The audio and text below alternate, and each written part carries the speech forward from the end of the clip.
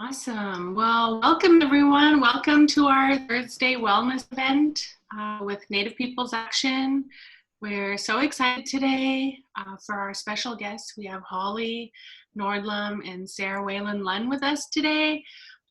As we're beginning, I'd like to take a moment to acknowledge the traditional homelands that we're on and just recognize that, wherever you're standing or zooming in from today, or jumping on Facebook Live, that we're on the homelands of indigenous people. And today I'm zooming in from Anchorage, which is the homeland of our relatives, the Dene'ina. So I'd like to say chinan to them for being the original stewards of this land from the past and into the future. And so that relationship is really important, and I encourage everyone to acknowledge that and hold that space for the indigenous people, and also think about your relationship to the lands and how do you come into this space. Are you a relative of the Dene'ina, or as another indigenous person, or are you a settler? And what is your relationship, and how can you hold space for indigenous people? And so with that, I'd like to do a brief intro. I'm one of your hosts, Shojrit Rochelle Adams Oji.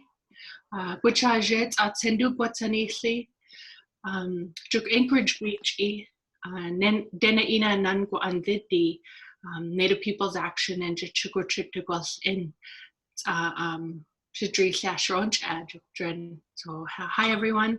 My name is Rochelle Adams, and I'm originally from Fort Yukon Beaver, living here in Anchorage now, and I work for Native Peoples Action as the Indigenous Engagement Director. And I also said my heart is really happy today, and I'm really happy to be here. And I'm going to turn it over to the other co-host. San Hazoon, good day. Lena Benozalio Jacob Sauza, Tla Aloha, Hutsan Sadansala, Dayakakvisto. Hi everyone, I'm Lena Jacobs. My Danaka name is Benozalio. I'm originally from the village of Ruby, but I live in Anchorage on Dena'ina lands as well. And I'm really excited to be hosting this wellness event series with Rochelle. And we've had so many amazing presenters since we first started this up in April, in response to the pandemic, and really wanting to continue to offer a space to build community and connect with one another, and just to cope with the isolation that so many of us, have experienced. Creating this space was really for our community to come together and uplift each other in wellness, and really promoting Indigenous well-being. And we know that our wellness is grounded in our values and our traditional ways of life, our practices. And in this space, we have the specific intention of upholding each other with love and respect, responsibility to one another, speaking with care.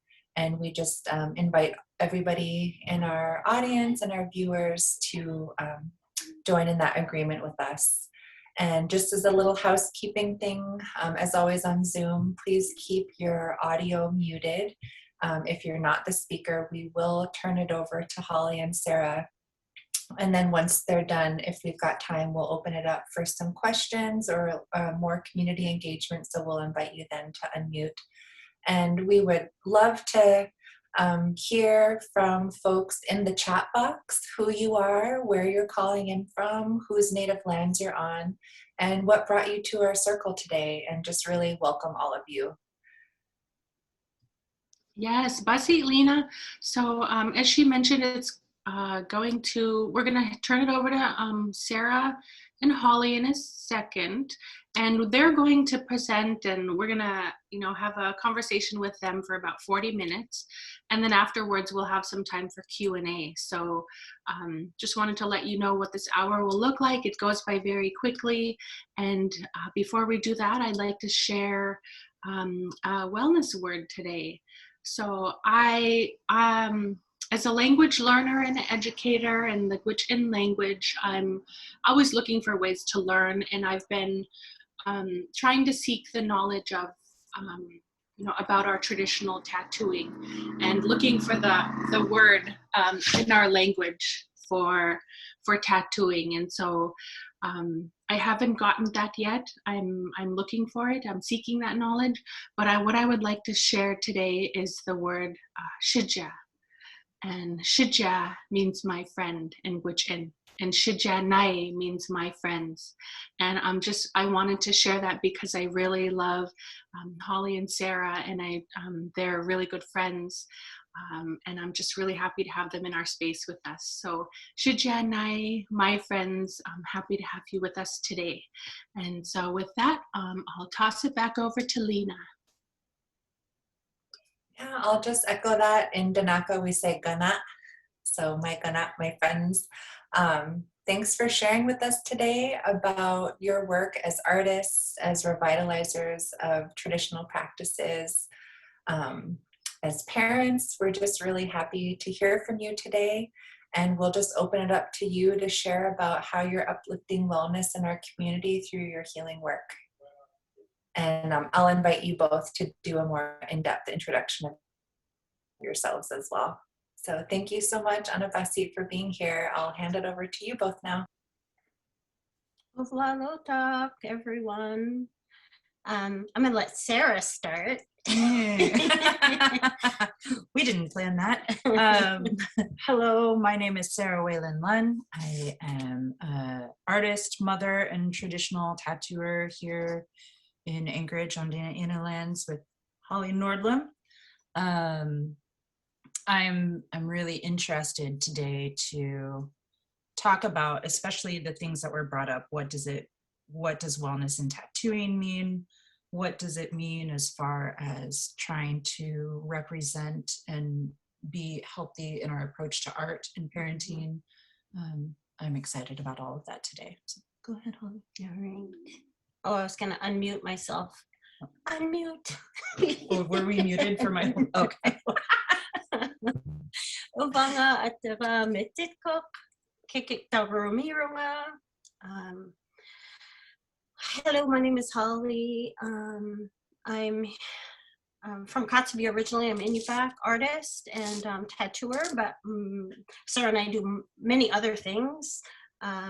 But we're always talking about wellness, and I think we're honored to be here to talk about that and what we do to promote wellness or talk about it. I think it's imbued in everything that we do, the idea of wellness, right? Because that's our whole purpose. Right.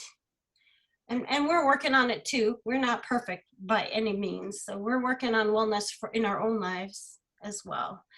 So yeah, I'm Holly, and I guess we'll get right into it, eh? Yeah. So as traditional tattooers, maybe we should talk about what that looks like. What do you think as traditional tattooers? But I'm trying to think. Rochelle has a tattoo from us, and so does Kelsey. And what that looked like. Well, with Kelsey, we did it back in training days, eh? So you did, yeah. And then yeah, I did outside of that. But back about 6 years ago, we started an apprenticeship program and training in traditional tattooing. Actually, we started in Western tattooing for health and safety reasons at Jake Scrivener's shop, and then which is a huge part in my mind of wellness as far as tattooing goes. Not to cut him, but I always go back to the thing that Dion talks about germ warfare, and our practice. Holly made sure that our practice started with health and safety procedural work so that we knew exactly what we were doing to keep our people safe while we were working. Yeah, and a colleague of ours, Dion, say his last name, Casas, who's amazing. He's amazing. He's in Canada. I hope I said this name right. I hope so too. But he talks about that a lot when we were in Hawaii together. He talks about germ warfare and how it was used against us as Native people all over, and how we need to now recognize and do our best to not perpetuate that practice.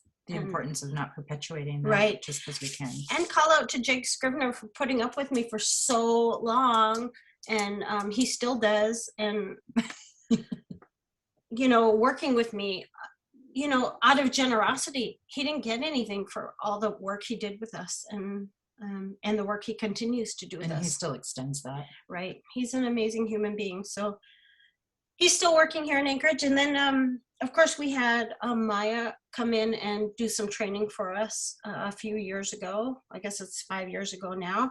And then since then, since we worked on the training, Sarah and I, over COVID, have been working with Allison Kelleher and learning about tribal healing and how we can best serve our clients. Mm-hmm. And that's been a huge gift over this time. That's been amazing. Not just to learn from her, but just to get together. Just to be able to be in that space, like we talk about, but with people who understand the importance of trying to figure out how to safely hold space for others while keeping yourself protected at the same time. It's a big deal. So I really appreciate that time with you guys. Yeah, with Allison. Mm. She's amazing. And I don't know if you guys have had her on, but I highly recommend it. Oh yeah, you have twice? Yeah, she's amazing. She's amazing. And we actually brought her in when we were training just to do a little talk about taking care of yourself while you're taking care of others. And that was 6 years ago. And it's kind of lovely that she's stuck with us as well, and now is working with us more. And yeah, we've learned quite a bit about helping people tell their stories and not, what would you say, like not re-injure, not re-traumatizing, but just kind of being able to be an open space for them to talk and not have to worry about it, not feel uncomfortable, not, right. Know that it's not going anywhere, but also while protecting yourself and not taking all of that emotion in, right? So right. Those are some essential things that I think Allison helped us out with in the beginning during training that I know really stuck with me. And it takes quite a while to build up that layer of self-protection while being yes. able to have that space for other people right. to be able to share their stories. Yeah, and something else that really resonates with me is sometimes I don't have the capacity to take on too much. And I just keep it light then. For me, I still listen to the story and I still help as much as I can, but I don't always, and it's okay that I don't always feel the ability to take on too much, right? Yeah. To honor that and just be okay with whatever happens each time. And I don't know, over this pandemic time, so sorry, it's been so tough on us, well, on everybody, but being stuck at home, and normally we'd be traveling and spreading the tattoo word, talking, meeting people, and making connections. Yeah, it's been really quiet and lonely for me. Sarah's got a ton of kids. I've been surrounded but lonely.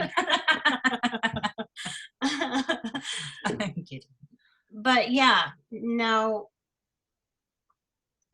just thinking about that, about over COVID, how it's depressing for everybody, and how to manage that and move forward as much as you can.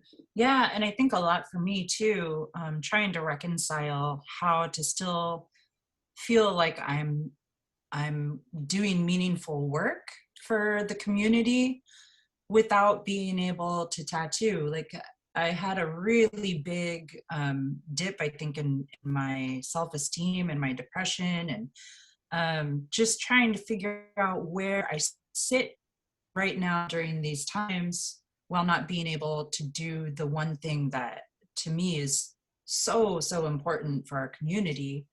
And that's been a real struggle, but it's been interesting during this time because I've had to reconcile that with myself and had to really reevaluate my own idea of my own self-worth.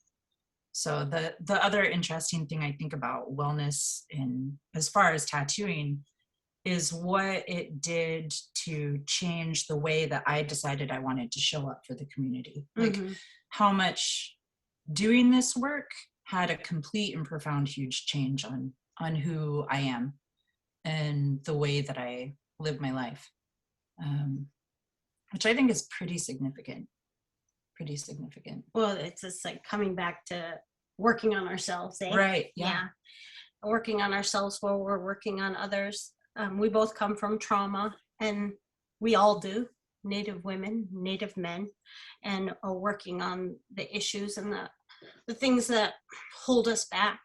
Sarah and I have been working very hard on that, and then helping others as they come in one by one and connecting when people come in to tattoo. Rochelle, maybe show your arm piece. It's so beautiful. I just saw it when you were getting ready. And then maybe put you on the spot, tell us a little bit about your experience getting tattooed by Sarah. Yeah, masicho. Yeah, I'm just, I'm thinking about my healing journey, and I really appreciate what you're sharing in this type of conversation. And we, talked a bit before we started the event today, and that it's not really like a presentation, it's a conversation. And I really appreciate that, just, I feel like I'm sitting down with you, and just having this dialogue. So Sarah helped. I don't even think, I'm saying Sarah helped me. She helped me on my journey, and it's so meaningful for me. It's, we go through these experiences that really just change us, in our lives. And there's been people on my journey. I see Emily here too. I want to acknowledge you. And people who have really been there for us, when we go through things. And so in 2017, I lost my dad and my stepmother in a tragic boating accident on the Yukon. And, that really changed my world and my family's, and was quite an intense experience, such a huge tragedy. And so I've been on a real healing journey from there. And it really, I feel like the beginning of that, or in the very early stages, or while I was still in that intense like trauma and what is the word? Grief. Yeah, grief, and like shock. Shock is the word. So when I was in that, I came to Sarah. And, I had been following the work that you were doing. And so Sarah did these for me. And these are, I don't know how to show it better, but these are the area where we lost my dad, and my stepmom was on the Yukon and the Hudsana River. And the Hudsana is our home river. And it also kind of, there's alludes to the Standing Rock movement, where the water protectors have something similar to this. And so that's something me and my dad always did together, protect our homelands. And for me, it made perfect sense. And when I was in that shock and grief, it felt good to feel something, physically. And Sarah did that for me, and it was just intensely healing. And then later on, this side. I have like goosebumps now. I came in, and she did this for me. Oh, so beautiful. She designed it. Yeah. So of course it's gorgeous. This is my actual beadwork pattern on my skin. Yeah. She did this for me, and it represents my children, and the morning star that represents long life. And it was amazing. We did this up in Fairbanks, and my sister was with us. It was just this time of, healing and being together with a group of women. And it was amazing. And so I'm so grateful and so thankful for the work that you're doing. And thank you so much for just allowing me a moment to tell my story and to share how much I really connect with this. And, you know, by pulling from our indigenous like roots and our like the knowledge of our ancestors is so beautiful. And so that's kind of a question that I had for you two is, you know, how do you feel like doing this work of our ancestors, and how does that feel when you're able to have these tools to help heal people and to help, you know, it's like you're really bringing that healing into our spaces again. So what does that feel like, and how do you you know, how do you do that? I think I kind of, I don't think, and I say this all the time, these are my standard words for it. I don't have a lot of words for it. It's pretty amazing. It's humbling, the amount of trust that people give us. But I don't know if people realize how much we get out of it in return. I don't necessarily look at it as us coming to the community with something to heal. I look at it as we've been given something, and our community is coming together with us to all of us help us heal, right? Because everybody who comes into the door, everybody who comes into the space, everybody who gives us that trust is also showing up to help our community heal. So, I mean, I get really goosebumpy about it. I get really just blown away constantly by the amount of trust that the community has for us to share these stories and to share the space. And working on somebody's skin in that way is so intimate. It's even if they're not saying very, very much, or it seems like they're not connecting, there's something that's happening on a whole different level that I don't have a lot of words for. So if you have words for it. Thank you, Rochelle, for sharing. Thank you. Oh, it's so powerful. And those are the kind of things that Sarah and I talk about. We don't know how to express how grateful we are, because it really brings more to our lives than it does, as much, if not more, to the clients we see. And I guess that overwhelming sense of gratitude is something I'm still learning how to process. Like, it's a whole thing to process that amount of gratitude for and Sarah's right, the trust and the love that we get and get to share. And I think that the thing I miss most over this disease time is what Rochelle was just talking about, the gathering of people in laughter and in love and in tears. And I mean, I'm still tattooing a little bit, but that part of bringing a bunch of people together and going to Fairbanks and having a space, or going to wherever we are and meeting with people, Kotzebue, and sitting together. It's creating instant community everywhere we go, and it's reattaching us to each other, right? Because you'll start out the day in a room full of women that you don't know at all, and then everybody starts laughing and everybody starts telling jokes, and Holly starts talking about things that Holly starts talking about, you know, and before you know it, we're all just laughing and working together and talking. We're having those conversations that are part of what helps heal all of us. So those spaces, I miss those spaces so much. I miss it so much. Yeah, try not to cry. I get super emotional.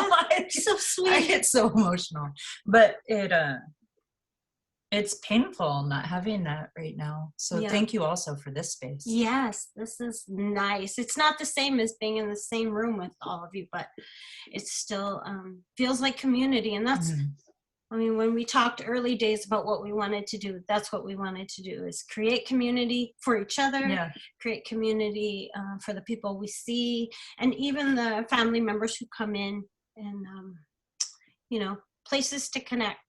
And I think in an urban setting like we are, that's so important. We are in the biggest Native village in Alaska, right? And how do we stay connected with all the other people around? So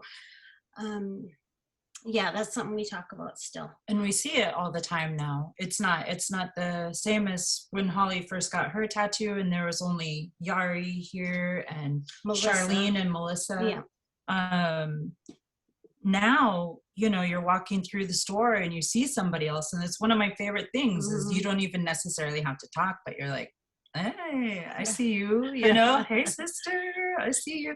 It's just creating that big community of people where we were once maybe so segregated up and feeling a little more alone. These little moments that are so vital can just make us feel immediately like we're connected into something bigger. Yeah. And that leads right into activism, right? Like Black Lives Matter, the pipelines, you know, Mauna Kea, like it just leads right into that, because when you have a community who can stand together, then, which is exactly what you guys do, right, Rochelle? Bring people together so that you're fighting these issues, the continued colonization of our people. And how that can be very powerful with community. And I think, and I talk about this all the time with Inuit people, we need to do it internationally as well, because we always focus on the United States, but there's a lot going on in Europe that needs to be addressed. These same kind of things, this ban on the sale of ivory products and stuff like that. We need that community to come together so that we can talk about those issues. And, you know, make people aware of the continued existence of Inuit people or Native people and their reliance on subsistence. And that's that's directly in my mind fighting the acts of colonization, because as we all know, part of that is to keep us so separated from each other, to make everything so divisive that our small differences are what are focused on rather than our big collective oppressor. So looking for ways to do that, right? Which again, you guys look for that and do that all the time, but looking for ways to be able to do that and show that in art too, and how and why. I think for myself, a lot of my artwork is just trying to get out the voice of my own traumas that have happened to me that I know that people will resonate with one way or another. I know that it has affected so many other people, and maybe they're not necessarily able to talk about it, or maybe they're like I was, 12 years ago, feeling extremely alone and in horrible situations, not thinking life was ever going to change. But when you see something out there, even just a little piece of something out there that you can say, this is similar to my experience, and look at where this person has gone, then I feel like that's my direct duty to try and talk about that as much as possible, and another way to journey back to my own healing, right? Yeah, same. I mean, as I said before, we are not perfect. I am not perfect, and I got issues,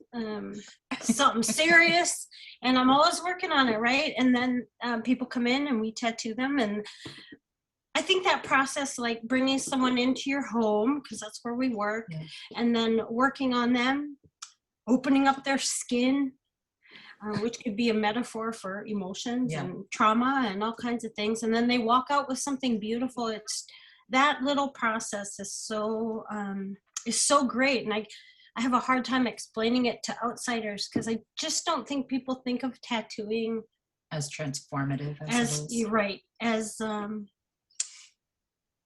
a process of healing. And I think the Western machine takes a lot of that out of it, but they're still healing with the machine. Yeah, there's a lot of people doing that work nowadays, trying to open up more of those spaces within the Western machine tattooing world. Right. And I find that pretty incredible to see happening too. Yeah, and we should probably look into partnering with people like that as well, to learn more about that. Not that we want a machine tattoo, we don't, but we could probably learn from people who are doing that work, because they have that machine in their way. We don't have that. We get this amazing opportunity to speak while we're working, and it's quiet And connect, yeah, with no sound. with no sound. But yeah, we've been really lucky. We're just looking at the comments. Oh, hi Ryan, so sweet. So I just wanted to chime in and, you know, you mentioned a lot of women are getting the traditional tattoos again. And something I've noticed, it seems like indigenous women across the world have chin tattoos. Yes. And I'm super interested in hearing, you know, what you've learned about that. Or, you know, I know, you know, you come from Inuit culture, and as a Dene or a Gwich'in woman, I know we had those too, and I see them all over the world. So if you have anything to share about that, I would love to hear it. I honestly, we usually come from just more of a Inuit point of view, where we're researching that because that's where our stronghold is in the work that we want to do for our community. But when people come to me and ask me, a lot of times I'll ask them to start doing their own research. Mm-hmm. So I'm not as sure. I know that there are different elaborate, beautiful designs all over the world from indigenous people all over the world, but I don't know. I'm not sure where a lot of the information is coming from. I think probably like us, a lot of it is very hard to get a hold of. A lot of it's very, you know, but I think like hard to find. I mean, I was speaking about this the other day. Not necessarily the chin tattoos or the face tattoos, but most cultures back in the day tattooed. Yeah. Like tribal cultures. If we even go back into German history, or you know, things that we think of as white culture, the Vikings, the Germans, they all tattooed. Like everybody tattooed, and the face is just another canvas. Usually though, with indigenous cultures, the face is a female celebration of the female steps in life, or the accomplishments, or the rites of passage. Yes. So we're like Maori and Inuit. I'm trying to think of other people that tattooed the face, but with the chin tattoos, it's usually women. But I mean, obviously in the Maori culture, they also do men tattoos and stuff. But of course, we just know I've been to New Zealand, and we know kind of peripherally what their tattoos are. But you know, I'm not the expert in that. I can only really speak to what I've been studying, and that's Inuit tattooing. Yeah. And I think too that there can be a lot of indigenous from across the world tattoos that look very similar. And I go back, like when we were in Hawaii, they were like, oh, that looks really like this, or that looks really like this about our markings. And I go back to the idea that, well, of course it does. Because, you know, when we were all starting out doing this, who knows how long ago, when we were all starting out doing this, we're doing this based on a lot of similar elements, right? Based on a lot of different things in the natural world that were important to us. And so a lot of the pattern works look very similar, just different nuances and different ways that they're placed on the body and different things that they meant. But yeah, like you said, I can't think of many cultures that didn't have tattooing.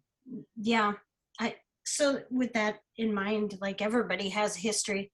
So when non-Inuit people come to me and want our tattoos, I say, well, that doesn't mean anything. If I give you our tattoos, it's just taking what's not yours. What really is important is finding out about yourself and celebrating you as an individual, or as a human, as your ancestors would want you to, you know,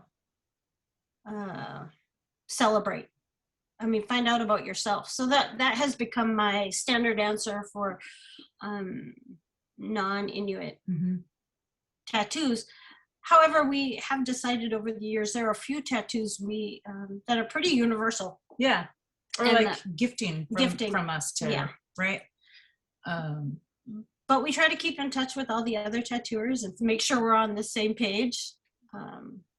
Like Marjorie Hovak, Punningnok in Greenland, Jenna. Yeah.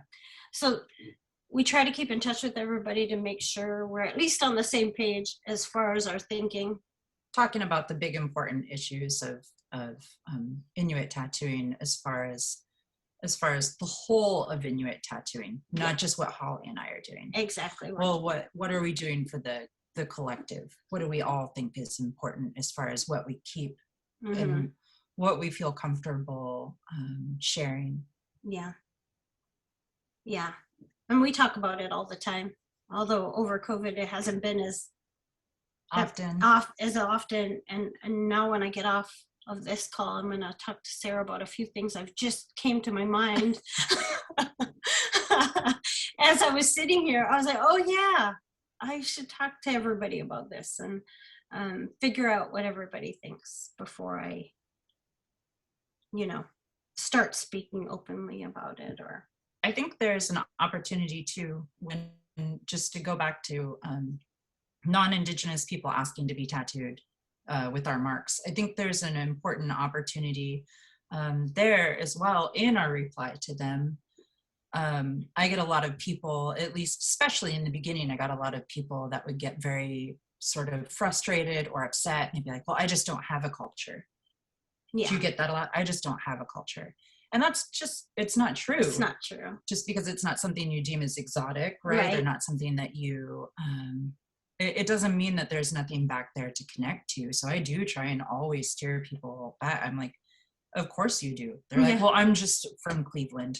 I'm like, but no, you're from somewhere before then. Yeah. Like, go and take a look. Because there's rich cultures in everybody's history. Go and take a look at yourself. Take a look at your family. Yeah, I love that. Don't come here.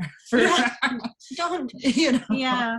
It's interesting. And I just listened to this podcast in Canada about this issue of taking other people's culture, and we don't want to perpetuate that either, diluting our markings by just giving them away.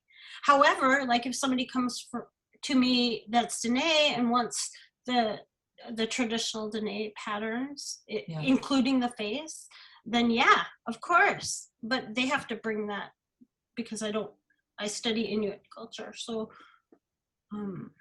I think one of my favorite things to tattoo is actually like familial beadwork, like with Rochelle. I feel in a way with doing the beadwork inspired pieces, it almost feels like you're wrapping family armor around these people, right? They're adding that extra layer of protection, kind of like with us, like our, we wear it every single day. I love that when you're like, I don't have to wear this because I have my regalia on my face, right? We're walking with our family with us all the time. And I absolutely love that. I love that. It's interesting, huh? Because in the beginning, I remember talking to Sarah about, do you want to share about in the beginning? What? About the markings, about your conflict of. Oh, yeah. Yeah, because that's a good story. Now I can't even imagine you without the markings. Nobody can. I know. So, go ahead. When we first started out in training, well, some of you are going to know this, some of you may not, but I was a bartender downtown for 15 years, working nights, and that put a lot of jade on me. Like I had to build up a lot of walls coming out of the trauma that I was coming out of, with a very abusive relationship, a very, single mother of 3 young girls, trying to figure out art, trying to survive, even getting lights turned off all the time, the usual sort of struggle. But when I first came to start working and doing the work with Holly as far as tattooing, I was not sure. I was terrified of getting my tablagon. I was terrified of getting my chin markings. And it took me a good year to come to that place where, it's a journey that I hear a lot though. And I think it's a real problem for a lot of our women and a lot of our people who have been displaced. Like I didn't grow up knowing my native side of my family. I didn't grow up really connected to the culture at all. It's the imposter syndrome. You always feel like an outsider, no matter what, right? You don't feel like you're enough. You don't feel like you're this and this and that. And so much of that, I mean, I think for a long time that was perpetuated in our society, but also so much of that is just that self-hate and self-blame that you throw on yourself.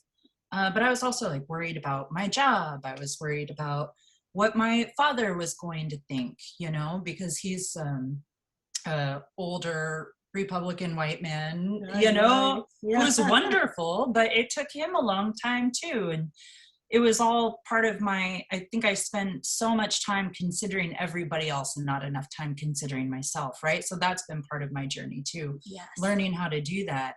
And finally getting to the point where I was like, obviously, but it took me a year to get there. And I think that's a regular, I mean, now we're tattooers. Like, we didn't know back then that we could do it as a lifestyle or a living. We were just hoping it would, bring community together. Hoping we could do it sometimes. Yeah.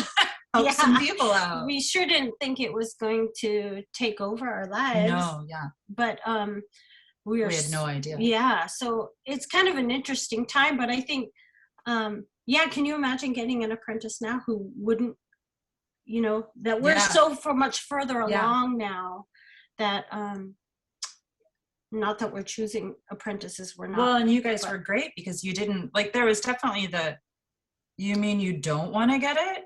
And it was like, no, I'm not saying I don't want to get it. I'm saying not yet. I'm not ready yet. Right. And you guys were very patient with me, but I know it was a frustration. Well, I think I was thinking, well, she'll get there because obviously. Yeah. And we'll see what happens. And now I can't even imagine us without markings. And that's only 5-6 years ago, right? Well, how long ago did you get yours? I think like 4. 4 years ago, and I've had these almost 6 years.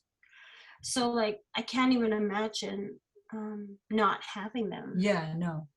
And I mean, I forget they're there. I still get racist stuff when I'm out to places I'm not used to going to, or places I hate, like Costco.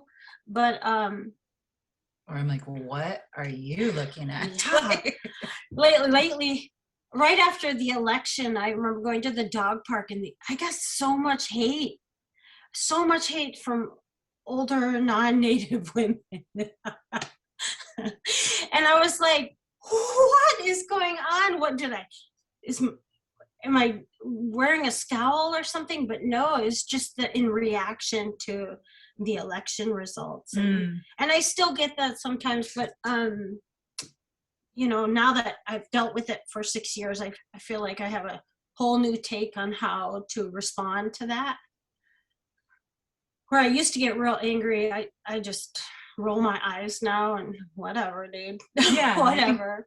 It's about figuring out what you want to spend your energy on, right? Exactly. I think in the beginning, like, everybody got really easily hopped up about anything that was happening, or about, oh, this person's marking people and they're not supposed to be, or oh, this person. Right. And just really, but I think that goes back to wellness and health, is figuring out what you want to spend your energy on. Yes. Right? Big things. Yeah. Things that don't need my time, because they're going to be happening anyways, or they're going to, Exactly. What are the real things I want to fight? Right. And Sarah's done a lot of that work too, with the pipeline and different murdered and missing indigenous women, and speaking about those issues. I know Sarah's amazing. But I think that's so important, and something we need to keep right in front of us all the time. Yeah. Kind of those big issues, and speaking about them. It's it's like trying to constantly put out visual reminders, like fighting for relevance, but about the really important issues, right? Fighting to constantly keep that front and center in people's minds. And how do we do that? Yeah. And I just try and do that constantly through art. Yeah. I miss getting together and talking about those issues. Like, I've been listening to so many podcasts about what's going on in the world. I miss getting together with everybody and just talking about, you know, what can we do? I feel like it's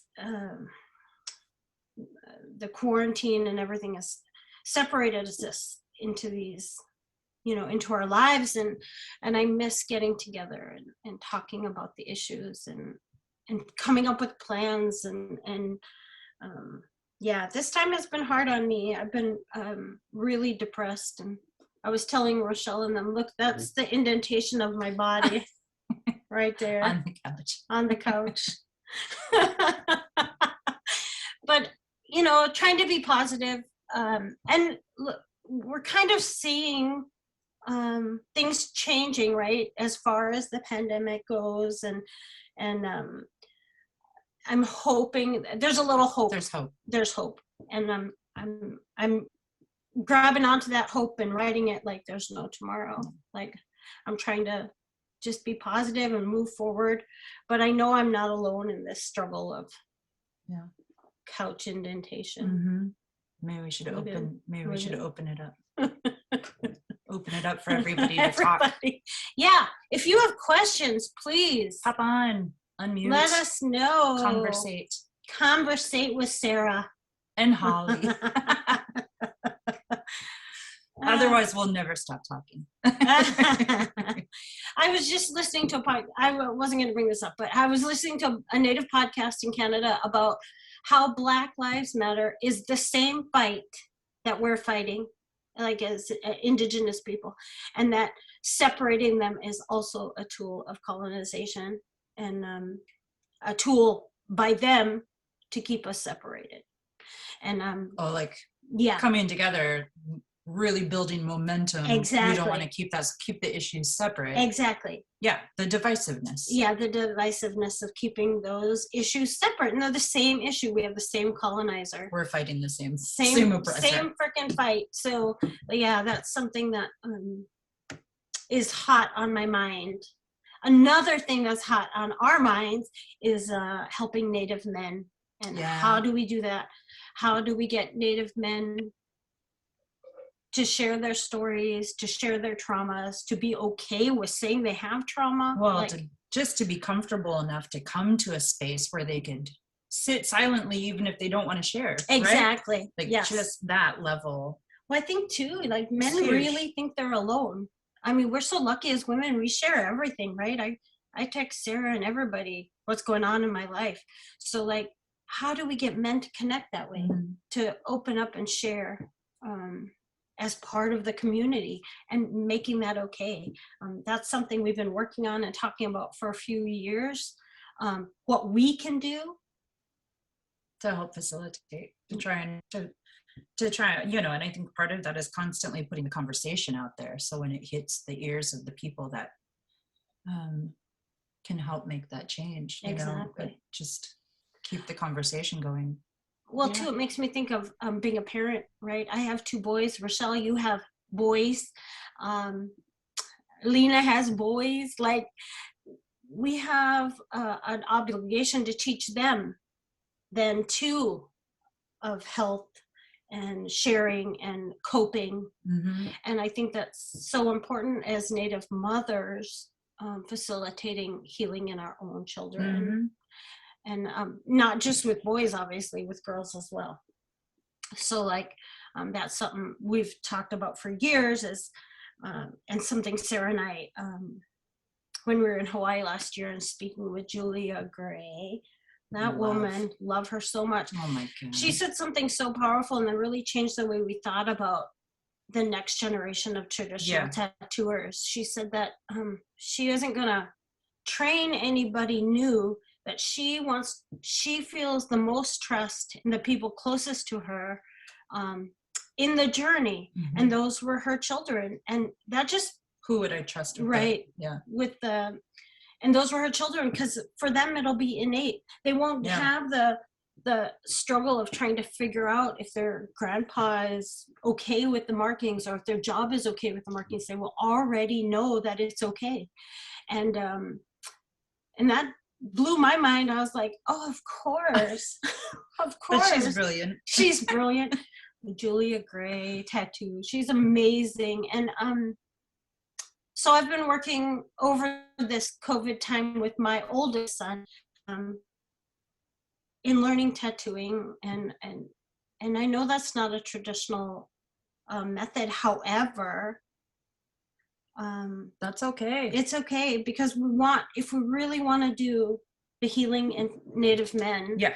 we need Native men to do it. That's And something else I learned. healing for our men in general means we have to pull them into the things that are helping heal us too, Exactly. right?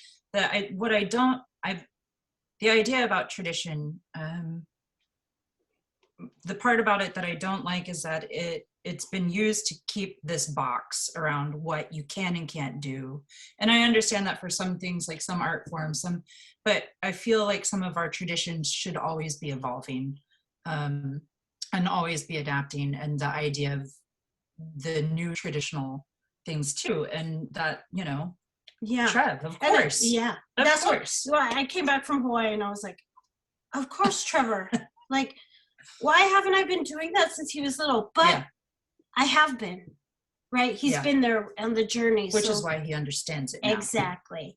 And I think, everything we talk about, Rochelle, like your story about your tattoos,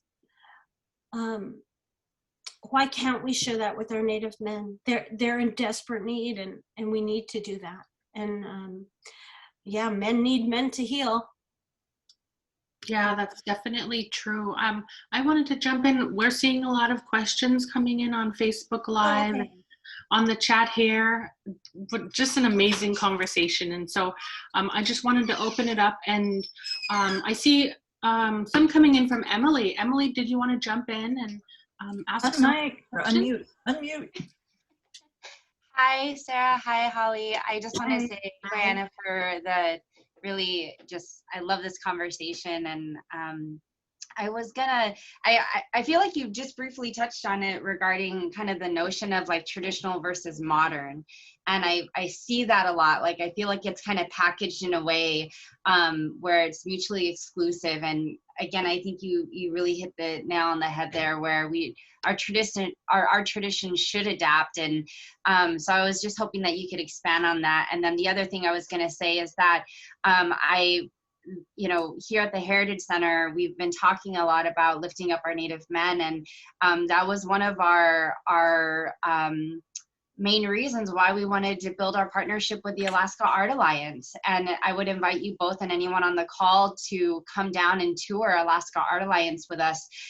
Leon Kinnevac is working with 20 Alaska Native men who have struggled with homelessness and addiction, and they're using arts and culture in a way to keep them off the street. And it's a grassroots organization. And if you're interested in learning more, please let me know. But it's specifically targeted and focused on our men. And so I really love the conversation, and I hope one day I can get a tattoo from either both of you or one of you. So, Brianna. Yeah, about the traditional versus modern. I mean, we think about tattooing all the time. So we have 3 areas of tattooing. We have traditional, which is traditional patterns in traditional places.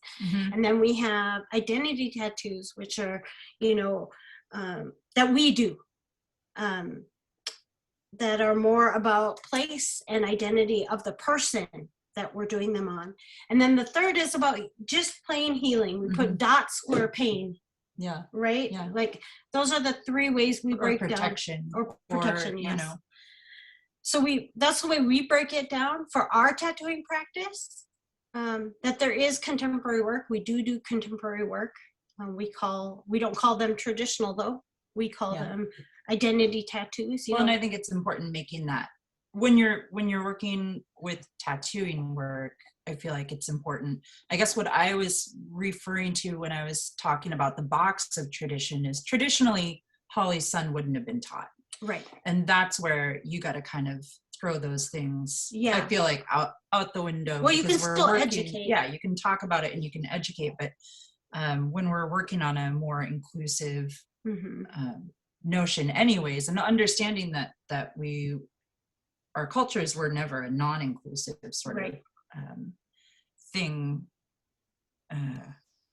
Yeah. My train of thought. That's okay. But like in reference to Holly's son learning, like, of course. So that's where I think we got to work outside of the box of what was thought of as traditional. But we'll still call traditional tattoos in traditional placement with patterns traditional. And make the distinction. Right. We want to make sure we are saying this, the bead pattern on your arm is not a traditional tattoo, but it's an identity tattoo. Yeah. It relates directly to you, Rochelle. Yeah. And it's done with traditional intention. Yes. In a hand poke way. So yeah, it's just something we talk about. But Emily, as far as the Art Alliance in Leon, I love him so much. He is amazing. He's done such powerful work with Native men, and we would jump on board with anything you need to help Leon. So let us know. Yeah, he is an amazing human being, and anything I can do to help him, I'd be honored to do. Yeah. So the work he does with the Native men in transit, right? Like in that transitional time when they're coming out of incarceration, is so powerful. And I've heard some of the stories, and they just they break my heart. They break my heart, and I want to help in any way. Yes, Quiana, I wanted to jump in with a couple of other questions. The chat is kind of blowing up. Yeah, I see. You have noticed. Yeah. So I wanted to just touch on some of these, and maybe we might go a couple minutes over one, if that's okay with you, just to get to some of these. But I see a lot of them asking, do you have any resources to share on traditional tattooing, Alaskan traditional tattooing? Is there any resource list? And how do people become a tattooer? And also, how do they contact you? So I'm kind of throwing those three questions at you right now. Resources, resources. So there isn't any place to go. You have to look at your own tribe and go through your own tribal, and that's a good thing. I think that you have to make connections in your own tribe with elders and people, and talk to people, and go to your museums. Look at your artwork. Exactly, that one's huge. I always tell people to do that. Research your artwork. You'll find those stories. Yeah, the Anchorage Museum is open to artists, so like you can go and research. Like you can see the collection behind the scenes of what your culture has there. And I know I've been to the Smithsonian as well in DC, and same, you can do the research while you're there. They open their doors to you, so you just have to let them know you're coming. So there is research to be done. I know the Imposter Museum has a really nice set of books that I just have coveted. I want badly, but of course that's not my culture. They're just so well done. I just love them. So I've been looking at them online, but you can get them online at the Imposter Museum. So each culture has its own place to go, and I think that work is connecting. So you have to get out there and connect with them, and get the stories. Yeah, and make an effort. I think people ask us about becoming tattooers, and we don't take on apprentices right now, and that's because I'm working on my own son and trying to help Native men. Like I'm trying to stay focused and work on the goals we've talked about, and with somebody that I trust, completely. because it was a lot of work to get here. Mhm. Years and years of work to get here. Yeah. And the There's help. there's no just easy resource for Yeah. where to get the information and how to become a traditional tattooer. There's no just easy. Yeah, resource it's for it. hard work, and you have to be committed, and you have to show, like, well, I mean, I hope my community feels that I hope our community feels like we're dedicated to them, and that's Yeah. I hope, And that we come at it in a respectful way. right? And I want to continue to do that work, and show that I'm not going anywhere, and show that we're not going We're anywhere, dedicated and we're to that. dedicated to helping our community. Yes. And then, of course, you can reach us. We're Holly Nordlum and Sarah Whalen-Lunn. We all over the internet. You can go to our Facebook or Instagram. Where we have websites. Do you have websites? Mhm. I think we have a To Pick Me Facebook page. Yes, right? yes. We've both got our own Instagram pages, Yeah. things like that. We're We're all over the place. I know you can't. You type in traditional tattooing And we'll Alaska, pop up. and we'll pop up. And yeah, it's easy to get a hold of us, I think, if you're online. And I try to keep an open connection to, social media, and yeah, I haven't. But we can post something, Rochelle, if you think that's valuable, how to connect to us and look at our work. Yeah, definitely. I see a lot of people asking how to contact you both, and how to, if it's possible to book anything yet. But in respect to COVID, we understand that situation. So We're taking it real slow. Real slow. With the with opening our doors, because we don't want to, this germ warfare, right? We don't want to subject our people or to any danger. Yeah. We have to weigh the safety and responsibility versus also the healing that's still needed. Right. But it is inviting people into our homes where our families are too. So it's something that has to be done really carefully. Yeah. So we're just being careful and planning far out. Yeah. But yeah, we are. I mean, we're desperate to get back to work and seeing people. yes. Oh, Mititquq to you both. And thank you to everyone who's stayed a few extra minutes. And I'm not sure if we can fully get to every single question. We've passed the hour mark, but I just wanted to share my appreciation and gratitude and my love and my respect for you ladies. The work that you do is amazing, and not only are you traditional tattoo artists, but you're artists in general, and just all the work that you do is very inspiring. It's moving. I love seeing Sarah, your posts about the progress of your artwork and just everything. So I really encourage everyone.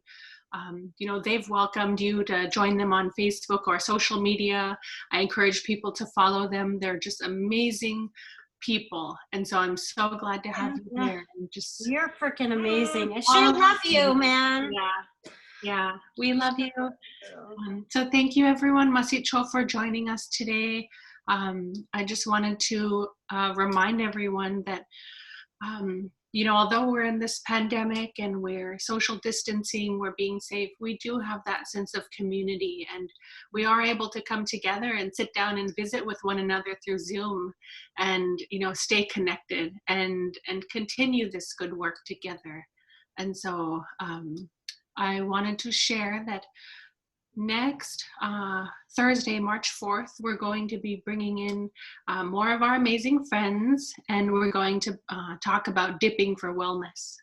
And we're bringing in some of our Southeast friends, and that's Chalya Esh, Lagunai, Walail Gadak, Don Jackson, and Sarah Dibdall. And so we have this amazing team that's going to share with us about how they've been dipping in the ocean for their wellness.